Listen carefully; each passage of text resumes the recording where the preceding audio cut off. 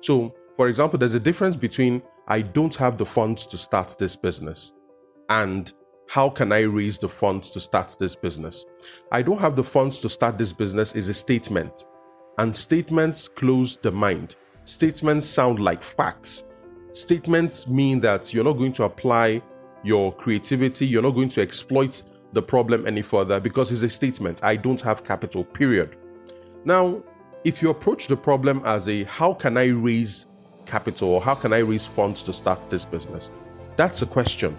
And the interesting thing about questions is questions open the mind. When you ask a question, your mind, your brain goes into search mode. It starts to look for options. It starts to apply its creativity. It starts to look for ways to resolve that problem. So if the question is how can I raise funds and not I don't have the funds to start a business, then you have made the very first important step on your journey to resolving the problem. You've made your very first step on your journey to getting the capital problem out of your way so that you can eventually execute on your business idea. Every big thing starts small. It's a natural law. Every big multinational corporation was once a small business. Welcome to the Small Starter Business Podcast, a unique podcast for practical tips and advice to help you start, grow, or turn around your business. Welcome to another interesting episode of the Small Starter Business Podcast. I am your host, John Paul Iwuoha.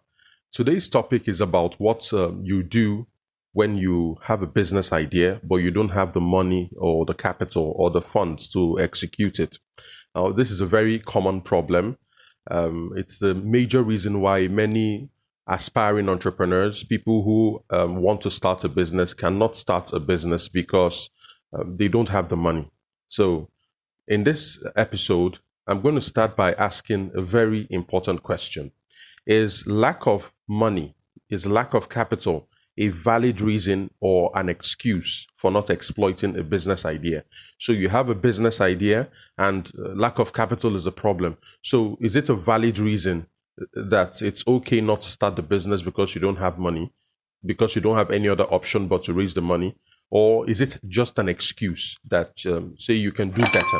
Now, to address this question, because I get this a whole lot, people come up and then they try to share their business idea with me. And then, of course, they tell me the biggest challenge they have with developing this idea is a lack of capital. So I'm going to address that segment of my audience with this episode. Now, the first thing about is it a valid reason or an excuse is how are you framing the problem? And this is really important. So you need to pay very close attention to this. How are you framing the problem of capital, of lack of capital? Are you framing it as a statement or are you framing it as a question? Now, this is what I mean. Now, for most people, how you address the capital problem goes a long way to determine how eventually you're going to address it. So, for example, there's a difference between I don't have the funds to start this business and how can I raise the funds to start this business? I don't have the funds to start this business is a statement, and statements close the mind. Statements sound like facts. Statements mean that you're not going to apply your creativity, you're not going to exploit the problem any further because it's a statement. I don't have capital, period. Now, if you approach the problem as a how can I raise capital or how can I raise funds to start this business, that's a question. And the interesting thing about questions is questions open the mind. When you ask a question, your mind, your brain goes into search mode. It starts to look for options. It starts to apply its creativity. It starts to look for ways to resolve that problem. So if the question is how can I raise funds and not I don't have the funds to start a business, then you have made the very first important step on your journey to resolving the problem. You've made your very first step on your journey to getting the capital problem out of your way so that you can eventually execute on your business idea. The second thing I would like to say about the difference between lack of capital being a valid reason or an excuse is entrepreneurship is a game against obstacles in your environment. That's exactly what entrepreneurship is. It's a game. Every entrepreneur is always faced with solving problems every single day. You never run out of problems in your business. It's either you're having problems with sales or growing your business, or you're having employee issues, or it could be regulatory issues. Business is always about solving problems, either for you or your customer or your employees or whoever. So if you think the capital problem is any different, then that's where the problem is. Because when you see entrepreneurship as a game against obstacles, you feel like the victor. You are the proactive person. You understand that this is a challenge, this is a test, and then you apply yourself to resolve that test, to pass that test. But if you're just reactive and you're saying, no, I'm not going to move an inch until I get capital, as if the world owes you capital, or somebody owes you capital, or the government owes you capital, or investors owe you capital. Nobody owes you anything in this world. If you want anything, you have to stand up and reach out for it. And if you're just going to sit in a corner and wait for capital to come to you, you're going to be waiting a very long time, because you're not the only person who has a business idea. Almost everybody you meet these days has an interesting business idea, very innovative, creative business ideas. But what separates the people with ideas from the people who start is those who have the guts to step out and resolve the challenge before them. Those who are asking questions, how do I raise funds to start this business? Those guys who keep saying, I can't start this business right now because I don't have capital. Those are the guys who wait 5 years, 10 years, 15 years, 20 years. All of a sudden, they're in retirement. And maybe they're in the supermarket one day and they see that product they thought about 25 years ago. And they say, oh, I'm the first person who thought about this. I did this. Now, that's subject to argument, because you're not going to be able to convince anybody. The person who wins the day is the person who comes to market, the person who transforms that idea into a real life product or a real business. That is the victor. That is the person who eventually wins. And the other factor I have to mention here is that at the idea stage of a business, that is when the risk is highest for raising capital. And here's what I mean. Many investors will not back ideas because there is a lot to lose on them. Now, consider this relationship. You have a bright business idea, however passionate or excited you are about it, but all you have is an idea. Maybe at best you have a business plan, and then you're coming to an investor and you're asking them to give you money, $100,000, $1 million, to develop your idea. Now, the thing is, investors are realistic people. They know that an idea may work or it may not work. But for entrepreneurs, we are overly optimistic. We only think that things are going to work. Our strategies are going to work. Our business ideas are going to work. Things are going to work. And that's why entrepreneurs are the ones who build things. But investors think differently. They believe in your idea, but that belief is balanced by the realistic expectation that it may not work. So if the investor gives you this money, the $100,000, the $1 million, and the business fails, what do you have to lose? That's the problem many investors have with idea stage businesses. The entrepreneur has nothing to lose. The risk is wholly on the investor side.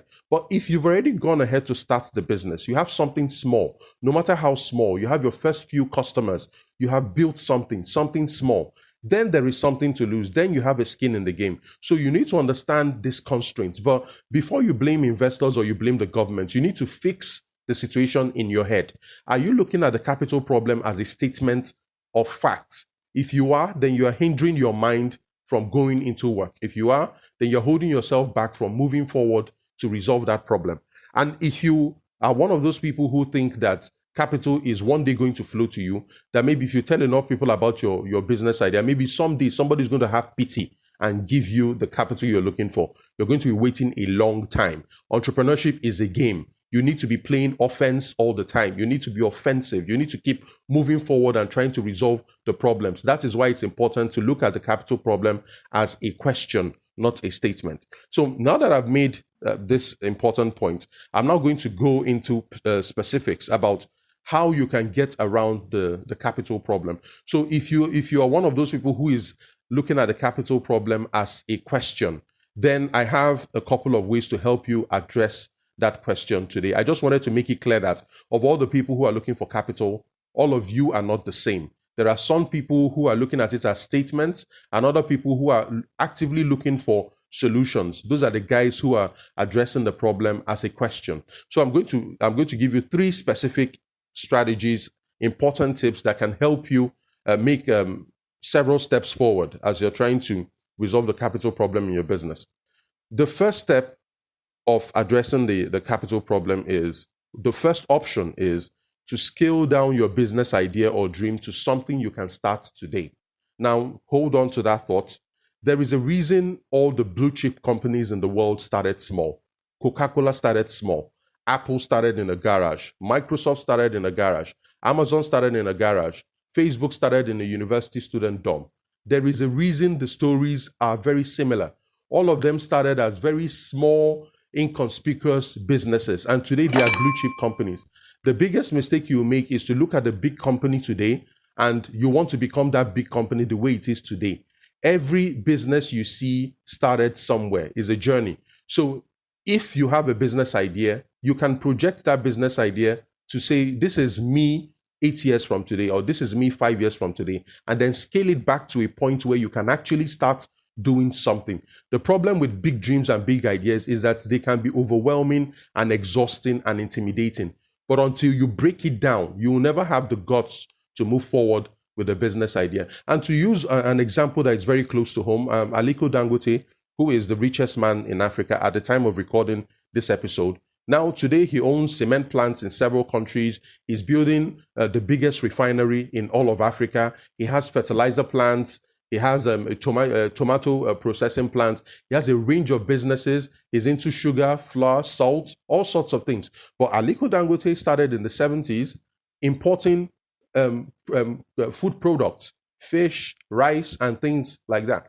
His startup capital, he borrowed from a relative, from his grandfather. So, and he's been in the game now for 30 years. So it's going to be a mistake to look at somebody like that and say, I want to start a big cement plant. Before Aliko Dangote had cement plants, he was importing cement and bagging cement. And then he moved forward into manufacturing cement. And then now that he has this empire, he's now able to move into petroleum refining, which is like the biggest petroleum refining facility in all of Africa. So you need to see your business as a journey, as an evolution, and not an event. The biggest mistake some people make is they have an idea and they're looking for some outrageous amount, say $10 million or 25 or 250 million or 300 million.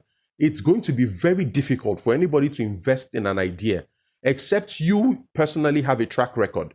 Maybe it depends on who you are bringing on board and things like that. But if it's just on the merit of your idea, nobody is going to give you that much. And if you keep chasing that same amount, you're going to spend 3 years, 5 years, 10 years chasing the same thing. Meanwhile, within the same time frame, if you had scaled back that idea to something you can start today, the story would have been different. So go and read the origin stories of many of the big multinational companies you read of today. Coca-Cola started in a pharmacy shop, in a drugstore, as a medicine.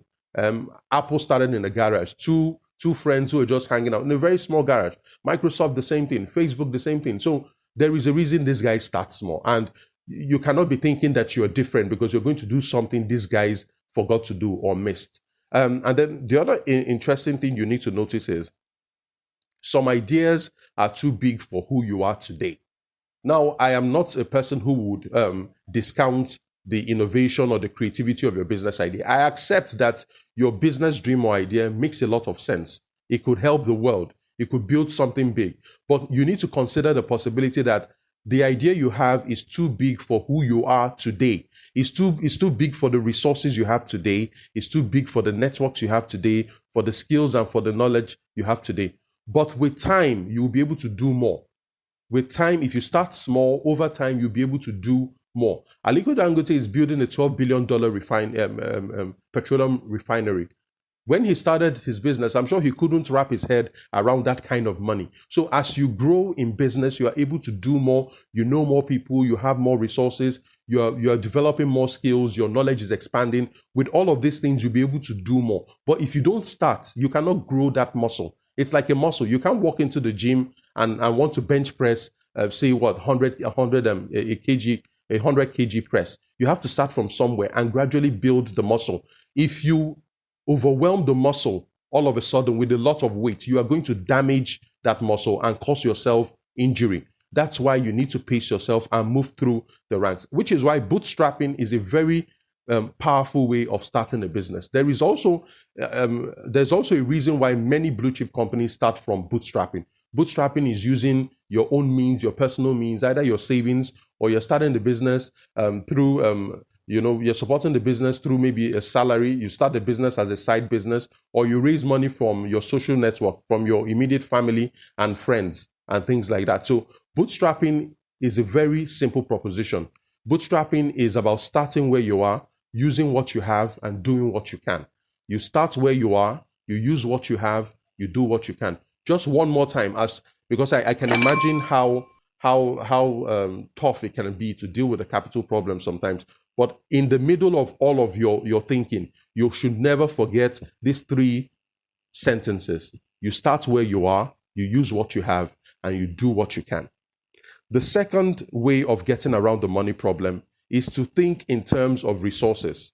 Now, you're going to like this. You need to think in terms of resources. Who has the resources you need? Now, you need to break down the capital into the resources you need to start a business.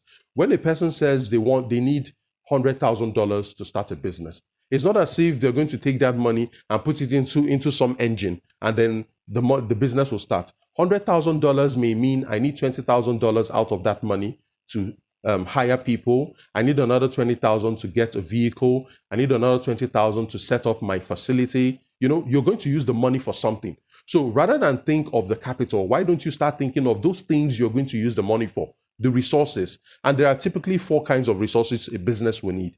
There are physical resources like your building, office space, equipment, vehicles, those physical, tangible things you need to get a business started. There's intellectual stuff. You might need access to software.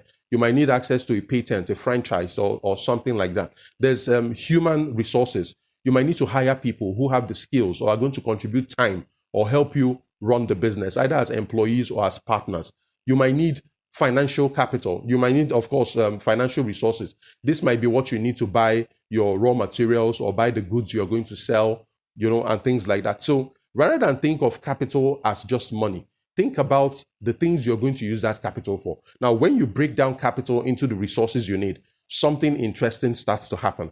So what you can do is, if what you need is office space, rather than think of office space as $15,000 a year in rent, that office space could actually be that I have a friend or a friend of a friend who has some space somewhere that can let me use this for my business at a very discounted rate or even for free for the first 1 year.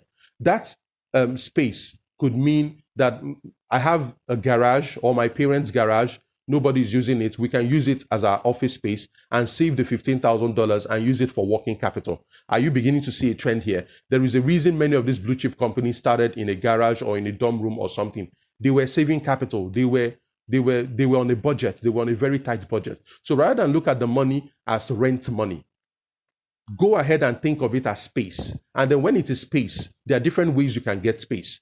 You can pay somebody, you can pay a landlord to get space. That's one option. You can talk to a friend who knows somebody who has space that can give it to you at a discounted rate or for free. You can get space, you can make space in your own house, in your parents' house or something. So don't think of what you need as capital. You can start to think of it as resources.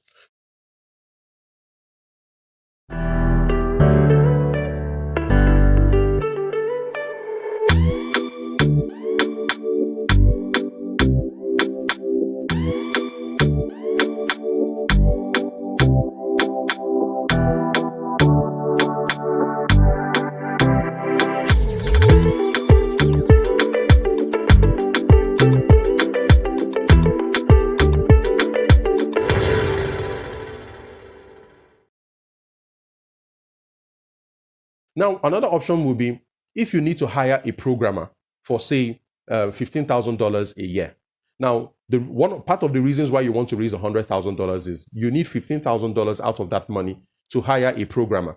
Don't think of the $15,000. Think of the programmer. Think of the skills you're looking for. So if what I need is a person who has programming skills, how can I get that person? One option, of course, is to hire somebody for $15,000. That's just one option, which is the capital option you've always been thinking about. But what if you have a friend who has very good programming skills? You could get that person on board for equity. You could actually give the person a stake in your business. And guess what? You don't have to pay anything. You're getting it basically for free for today. It's just that you're giving out a part of your business. So think of the resources that you're going to use the capital for and start to think of options to get those resources. That way, you can leapfrog the capital problem and go straight into resolving the things that you need the capital to solve.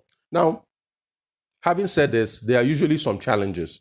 Some people are not comfortable sharing their ideas. And the thing with this is you can either get the capital you're looking for, or you can leapfrog the capital problem through relationships. Relationships can do wonders. Relationships can substitute capital. A friend who has coding skills can get on your business and help you save capital. Somebody who's willing to give you space to work out from can save you capital. Think of relationships and resources. What relationships do I have that can help me get that thing I'm trying to get through capital? That way you can significantly cut down the budget of what you're looking for. If you're looking for $10,000 to buy or lease a car, you may actually have somebody, a relative, a friend, a cousin, a friend of a friend who's willing to actually give you their car for free because it's just lying there in the car lot. They're not using it. That will save you $10,000, that you would have spent on money. So that's something that relationships can do. And when you think of resources, that means you now know how to use your relationships to get the resources you're looking for. But the problem is some people are not comfortable sharing, ideas because they think if I share this, somebody's going to steal it and, things like that. Sometimes there are business ideas that require more than one or two good heads. There are some business ideas, like I mentioned before, some business dreams may be bigger than who you are today, maybe bigger than the networks you have, maybe bigger than the resources you have. But if you can reach out to other people through relationships, that means you can enlarge the network you have, you can enlarge the resources you have, you can enlarge the access that you have. So it's really important. Now, for those people who keep thinking, what if somebody steals my idea? Now, there is no way around it. People are going to steal your idea if you cannot answer one basic question. Why do I need you? So if you share your idea with somebody and there is no reason to need you, there's nothing you're bringing to the table, it's going to be a matter of time before you start to feel lost in that whole space. Because if somebody is bringing something to the table, they are bringing maybe capital, they are contributing their vehicle, they are contributing their skills and their time and their knowledge, they are contributing their relationships, people they know, access to distributors, access to suppliers, and all you have is, I brought the idea. No, you have to do better than that. If there is nothing else you are bringing to the table, that is a red flag, because anybody who works with you is going to feel cheated. If they're the only ones bringing things to the table and all you're saying is you brought the idea, then that's not going to fly, because those people who are bringing things to the table are going to feel cheated, and it's only a matter of time before they move against you. So when you have an idea, just know it's not enough. You need to ask yourself, what extra am I bringing to the table? If you're going to reach out to people and ask them to work with you or to help you, you need to bring something to the table, especially if they're going to be working directly in your business. The third way to sidestep the capital issue, the lack of capital issue, is to increase your chances of convincing investors to give you money, because that's another way to get the money you're looking for. If you don't have the money as savings, if you can't borrow it from friends and family, you have to now start actively looking out for opportunities to raise money from investors, from banks, and other sources of funding. Now, there are three ways you can increase your chances of convincing investors. The first is market validation. So you need to show proof that the idea has teeth. It needs to go beyond, I have a bright idea, I think this idea is going to make millions. You need to come down to hard, objective facts. How do you know that this idea has potential? And there are several ways you can do that. You can show positive market feedback. If you've done a market research or survey, especially primary research, where you're reaching out to the potential customers who could end up buying that product or service, and they're telling you they will buy, that they need this, it's helping them, it's going to help them solve a specific problem or satisfy a need or fulfill a want that they have, then you're onto something. Then you have a market opportunity, no longer a business idea. That's the difference. A market opportunity is a business idea that meets a gap in the market. That gap could be a problem, it could be a need, it could be a want. So you need to keep asking yourself, before you walk to investors don't deal with business ideas. Investors deal with market opportunities. And as I just explained to you, a market opportunity is when a good business idea plugs a gap in the market, and that gap is a problem, a need, or a want. So you need to make sure, as you're approaching a bank or potential investor, what do you have? If you have a business idea, you are not going to last long in that meeting. But if you have a market opportunity, they are going to listen to you. The next thing you can do to increase your chances of convincing investors is to increase your credibility. Now, if all you have is a business idea, like I mentioned earlier, the riskiness of a business idea is higher than somebody else who started a business. A person who has started a business has gone miles ahead. The person has a real product, is offering a real service, the person has real customers, and may actually be making real money. But if you have a business idea, you don't have any of those. You don't have customers, you don't have a product, you're not making any money. So if you do, one way you can increase your credibility is to show, say, a working sample or prototype of the product. You can get credible people to back you. So I can imagine if you have a business proposition, you have a market opportunity, and you have credible people backing you, people who understand the industry, or people who have strong skills, or people who have access and relationships, people who are known, that can help to increase your credibility. Another strong way of increasing your credibility is if you have a track record of success. So if you've succeeded in other industries, in other businesses, and you have a new business idea, the way investors are going to treat you will be miles better than how they would treat an unknown person. So you can imagine, let's say a rich person, like an accomplished entrepreneur like Richard Branson or Aliko Dangote, walks into a bank with a business idea, with a market opportunity. Now he has not started anything about this business. He doesn't have a product. He doesn't have customers. All he has is the idea, the market opportunity. And then you also show up at that meeting, and you also need money. And then, so we're looking at, this is Sir Branson or this is Aliko Dangote. And then who are you?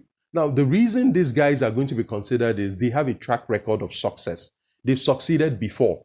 They've built a business before. It might not be in the same industry that they're trying to start something new, but that track record gives them a lot of credibility that will end up attracting investors to give them capital. And that's because most investors invest in the person. They invest in the capability of the person. And the reason this happens is, like I mentioned before, almost everybody has a bright business idea. But what separates the people who eventually start a business and make it succeed, and the people who just keep their business ideas stuck in their head, is execution. It is the attitude. It's how the person embraces the challenge. Is the person a victor or a victim? Is the person looking out? Is the person addressing the problem? Is the person addressing the problem as a question? How can I raise capital? Or is the person one of those people who feels that the world owes them capital? And maybe if they hold on long enough, capital is going to fall into their laps. It's never going to happen. The third way you can increase your chances of convincing investors is to work on your persuasive skills. So what do I mean by persuasive skills? You show up for a meeting or for a pitch, and you have technical and commercial fluency in your idea. What I mean by technical and commercial fluency is you understand the problem you're trying to solve, you understand the product you're trying to build, you understand the market you're trying to address, you understand the numbers. So it's not just that you're going to solve a problem, but you're going to build a product and sell it at a price that assures profit. That fluency makes investors take you seriously. They say, oh, this guy knows what he's talking about. And if you know what you're talking about, you're far better than somebody else who just has a bright and rosy idea and doesn't really understand the basics, because investors are putting money on the line. So they need to know that you know what you're talking about, that you understand your onions, that you understand your market, you understand the business you're about to build. And another interesting way to work on your persuasiveness is how well you articulate the problem, the need, the wants that you're trying to solve in the market, how well you understand the market you're trying to get into. So if you show up in a business competition, and we've had a couple of those people within our private community, these are people who had bright ideas before they joined the Insiders program. And then when they went through our program and our courses, they ended up on stage, competing with other businesses. The reason they won is down to one thing. It's not because their ideas were brighter than all the other competitors. Come to think of it, there are many smart ideas these days. The reason our people won is because they were more persuasive. They understood their problems, the problems they were trying to solve really well. They understood the market really well. And when you speak like that, you touch a part in an investor's heart that is difficult to reach through sentiments or just a flat talk. So your persuasiveness is something you need to work about, and you need to understand how investors think, what they're looking for and what you need to provide them, and the way you need to present the information to stand out from hundreds of people who are just wrapped around the ideas, but they do not have the technical and commercial fluency that's required to convince investors. And that's why it's something we focus a whole lot inside our private program, so that you can look at your idea from the perspective of somebody who's going to put money on the line. You can feel their pain and then tell them, and then craft a story, articulate a point that touches their heart, because what you tell them is, of all these people who are competing for funds, I'm the person who understands my market very well. I understand what I'm trying to build. I understand what is at stake. I understand the risks, and I know what to do. That's exactly who you have to be. So let's recap. Like I mentioned, I started this episode on one ground. If you're trying to raise capital, you fall into two categories. It's either you're looking at the capital problem as a statement, I don't have funds to start this business. If that's what you're saying, you're in trouble.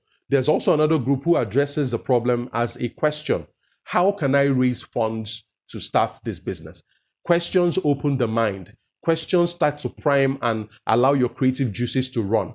Questions enable innovation. Questions drive action. Questions make you want to look for answers. Questions make you more receptive to answers. And that is the group, that is the category of people I'm trying to address. And if you're one of those people, like I mentioned, there are 3 strategies you can start looking at. The first is to scale down your business or idea to something you can start today. Big ideas are overwhelming, but when you break it down to something you can start, you are now empowered to do something rather than keep waiting until the full bulk of the money will land in your laps. And there is factual reality to support this. Most of the big companies we admire today, most of the major successful entrepreneurs we admire today started from inconspicuous positions. They started from garages, school dorms, small places. There is a reason that happens. That's because when you are starting, you need to be in control. You need to be able to execute something. And for you to be able to execute something at that stage, you need to start from where you are. You need to use what you have. You need to do what you can. Bootstrapping. The second way you can resolve the capital problem is to think in terms of resources. Money does not run a business. Money allows you to buy and get things you would use to start and run the business. So rather than focusing on the capital, why don't we start looking at those things you're going to use the money for? And then start leveraging relationships you have and start being creative about how you can get access to those resources without actually spending the money. And that is exactly what bootstrapping is about. Bootstrapping is about thinking of resources instead of capital. While somebody is there waiting for $100,000 in capital, a bootstrapper is thinking of resources. A bootstrapper is not thinking of $10,000 for rent. A bootstrapper is thinking of space. A bootstrapper is not thinking of $15,000 to pay a programmer. A bootstrapper is thinking of relationships. Who do I know that can help me get somebody who has the skills? I don't mind sharing equity with them. I don't mind spreading the payment. I don't mind giving them favorable terms. You need to start thinking like a bootstrapper, because a bootstrapper is a resource thinker. He's looking for resources. He's not focused on the money.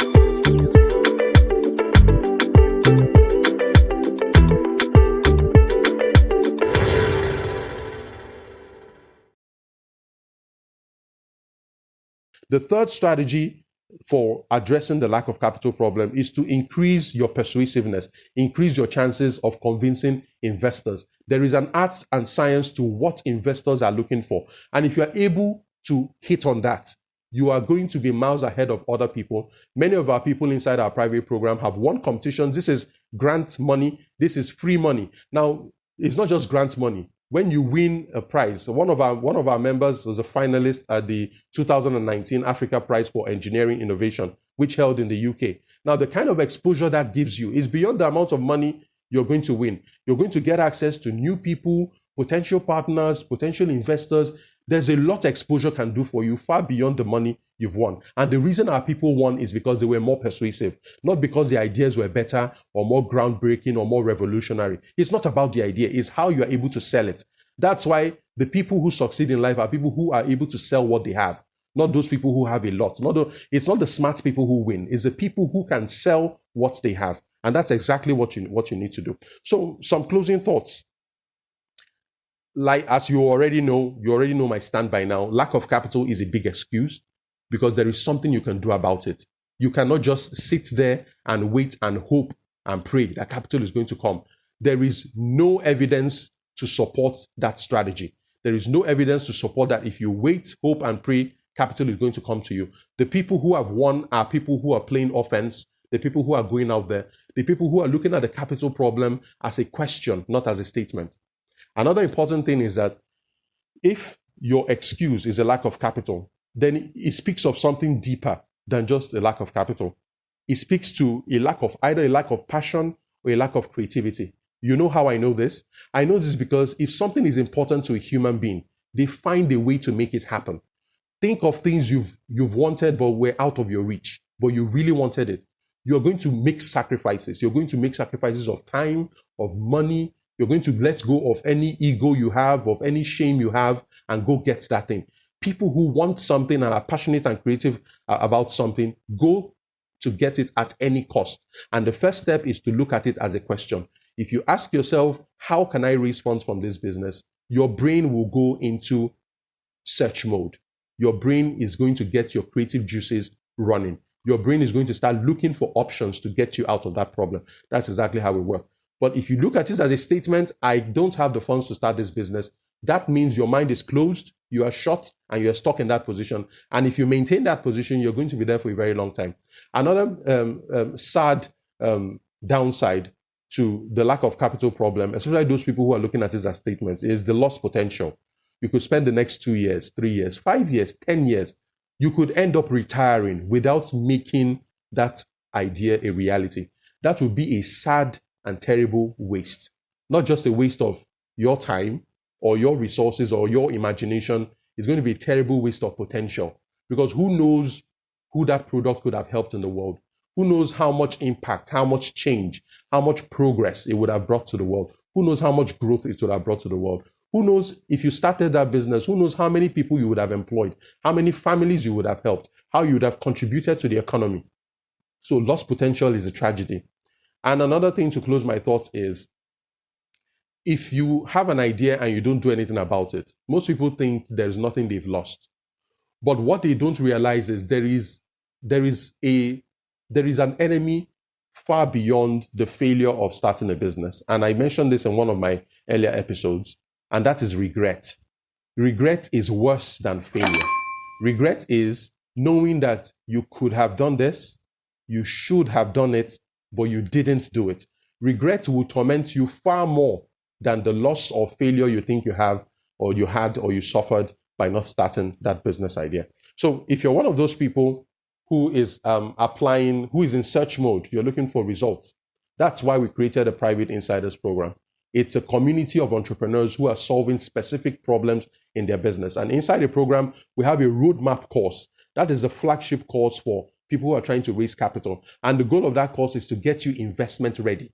What investment readiness means is that by the time you finish going through that course, you should be as persuasive as persuasion can be. You should be able to stand in front of any room, stand in front of any investor, and tell them what they want to hear, what they want to know. And when they ask you questions, you're going to know where they are coming from, and you're going to give them the right answers, and you're going to win, because we've broken down exactly what you need to know about raising capital from investors and things like that. But you know, like I mentioned, that's just one option. You can bootstrap, you can start from where you are, use what you have, and do what you can. You can look at the capital you're trying to raise as resources, and in the end, things are definitely going to work out. So I'm glad you finished this episode, and I look forward to another interesting topic in a future episode. Ciao. I hope you enjoyed this episode of the Small Starter Business Podcast. To take our free business courses or join one of our signature programs for special entrepreneurs like you, head over to smallstarter.com to join our private community. See you inside.